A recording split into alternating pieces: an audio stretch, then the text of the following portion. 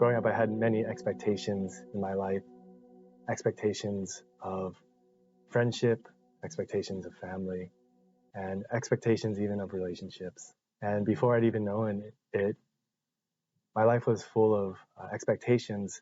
But in my life, it turned out that a lot of these expectations didn't end up being met. In family, when I was young, my dad was injured and experienced lifelong paralysis from a car robbery. My parents had a shaky relationship that eventually concluded with a legal divorce. In my friendships, I also experienced a lot of pain, and a lot of friendships concluded as well. And even in relationships, I experienced a lot of hurt, not seeing the personal expectations that I had being met. And when I saw all these things in my relationships that weren't met, I ended up fixing my eyes on these things, on these pains and on these hurts. And I let those things define who I was.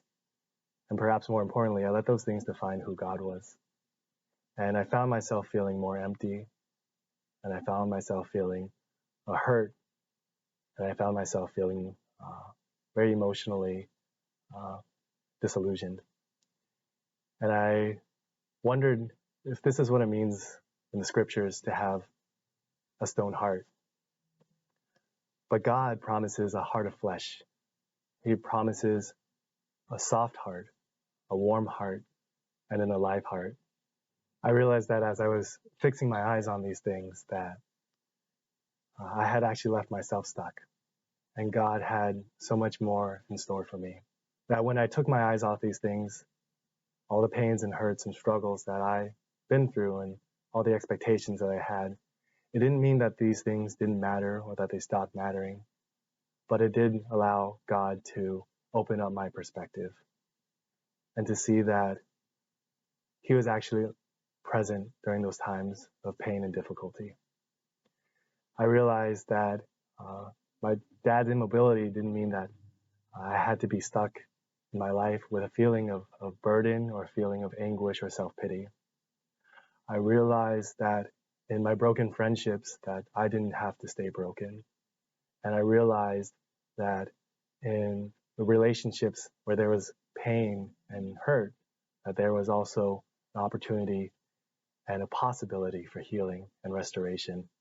When God was able to really shift that perspective, it made me realize there's a lot more value in letting God move and direct where I want to see.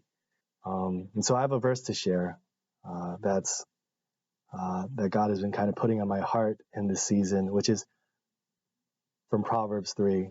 Trust in the Lord with all your heart and do not lean on your own understanding. In all your ways, acknowledge Him, and He will make straight your paths.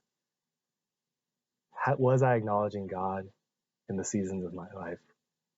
Or did I just look at my own view and my own perspective? God had so much to show me, if only I was willing to not be fixed on what I wanted to see, but to see what He had to show me. And since being able to just have this change in perspective, God has been able to actually bring a lot of those things that I mentioned earlier: healing, restoration, joy, freedom of burden. And I've been able to experience joy that I wouldn't have expected from the things that had happened. That even though these things that weren't necessarily good had happened, God was able to work those things for good.